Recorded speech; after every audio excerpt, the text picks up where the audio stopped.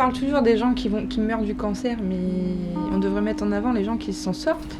Parce qu'au final, ils sont beaucoup plus nombreux que ceux qui s'en sortent pas. Certains cancers sont soignés à plus de 97-98%.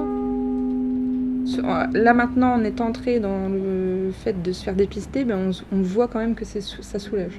Parce que on le sait. Et ça nous enlève l'épée de Damoclès sur la tête. Voilà. Et puis on se dit que s'il y a quelque chose, au moins on sera soigné, quoi. Ouais, des fois, ce qu'il y a, c'est que nous, c'est un embêtant aussi, c'est qu'on est à la campagne. Donc pour avoir les médecins, il faut aller au moins 1 heure de route. Alors prendre les rendez-vous, des fois c'est très long aussi. Donc après nous on est véhiculés, donc c'est un peu un plus. La sage-femme qui s'occupait de moi était très bienveillante, elle avait beaucoup de pudeur, elle m'a couverte pendant l'examen, chose qu'ils ne font pas tous, parce qu'ils ne se rendent pas forcément compte, ils en voient tellement que c'est un peu l'usinage, que là vraiment j'ai été prise en charge par une personne vraiment très douce, elle t'installe, elle te met un petit plaid, elle te demande bien la permission pour faire les gestes, elle t'explique ce qu'elle va faire. Moi je l'ai bien vécu parce que j'ai bien été accompagnée. J'ai quelques patientes parfois qui ont pu avoir des traumatismes dus à certaines consultations et elles n'ont plus envie de faire de suivi. Donc si elles ont des personnes qui les rassurent, je pense que ça peut les aider à passer le pas.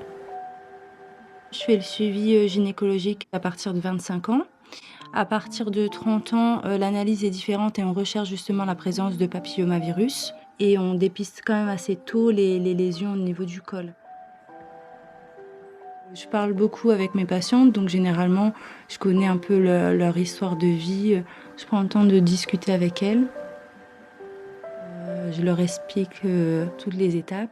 Elles ne se mettent pas toutes nues totalement pour la première consultation, vraiment par étapes. Elles retirent le haut, puis elles remettent leur haut, elles retirent le bas.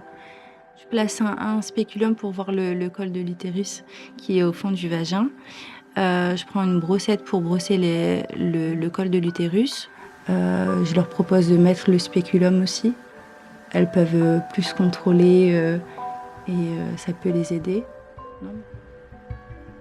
Une fois qu'il y a des pathologies, c'est vrai que j'adresse vers les gynécologues, faire l'examen complémentaire. Je ne suis pas le professionnel qui annonce le cancer du col de l'utérus.